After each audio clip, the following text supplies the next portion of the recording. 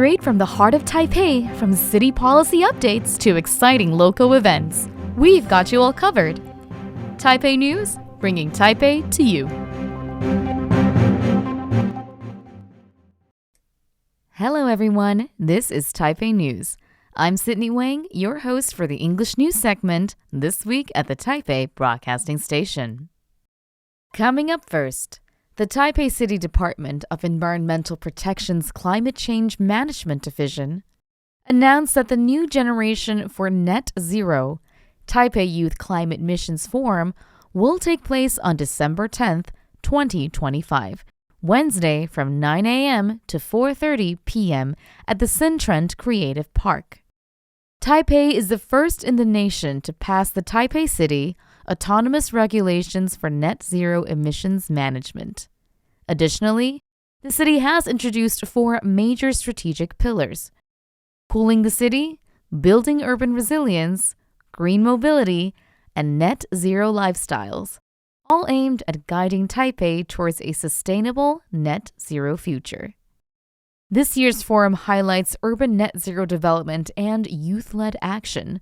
Topics include the urban heat island effect, resilient city planning, green transportation, sustainable diets, and circular design, linking scientific research with practical daily solutions.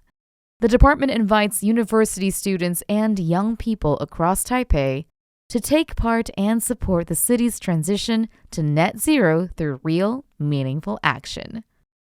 On a similar note, the Taipei City Department of Economic Development says that since the launch of the city's energy-efficient equipment replacement subsidy in 2022, more than 800 commercials and service businesses have already completed equipment upgrades.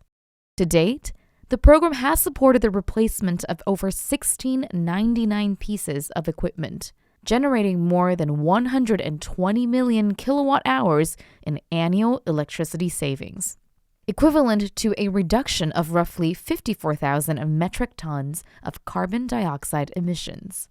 This year, in response to this high level of interest, the Taipei city government has allocated an additional 2.5 million to encourage even more businesses to participate. The department's Utilities Management Section Chief, 戴玉聪, explains. 台北市服务业节能汰换补助，因为民众反应踊跃，那所以市府因此特别在开放250万元的一个补助经费，那期望更多的业者可以趁此机会更新设备，降低本质的一个能源浪费。 For details on the subsidy program, visit the official website or Facebook page of the Taipei City Department of Economic Development.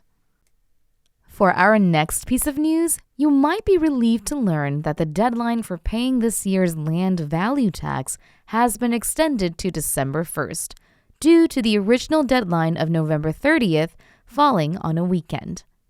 Officials are urging taxpayers to make their payments on time to avoid additional fines and enforcement actions. Residents who have questions about the tax amount listed on their bill or who have not yet received their bill or have misplaced it are advised to contact any branch of the Office of Revenue Service as soon as possible to request assistance or a reissued bill. Under the Tax Collection Act, overdue tax payments incur a late penalty of 1% for every 3 days past the deadline. The office reminds the public to complete payment before the deadline to avoid these consequences.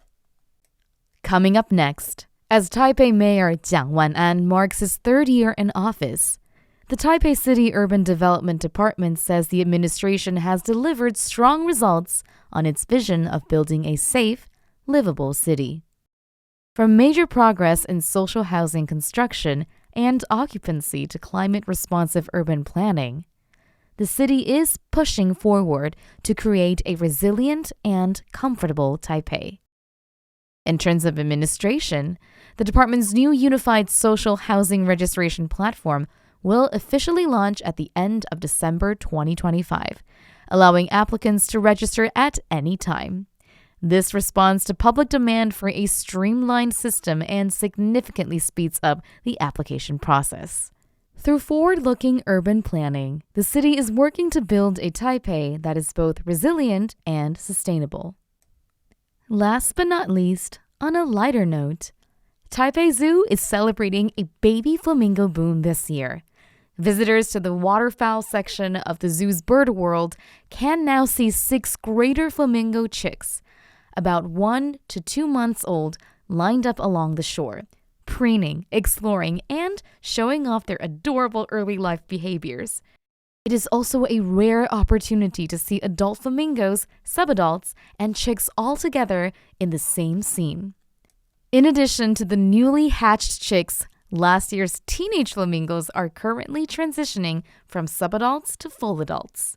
Enjoy this rare chance to observe flamingos across all stages of growth in one place. That's it, folks. This is the end of our weekly news segment. I'm Sydney Wang signing off from Taipei Broadcasting Station. Until next time.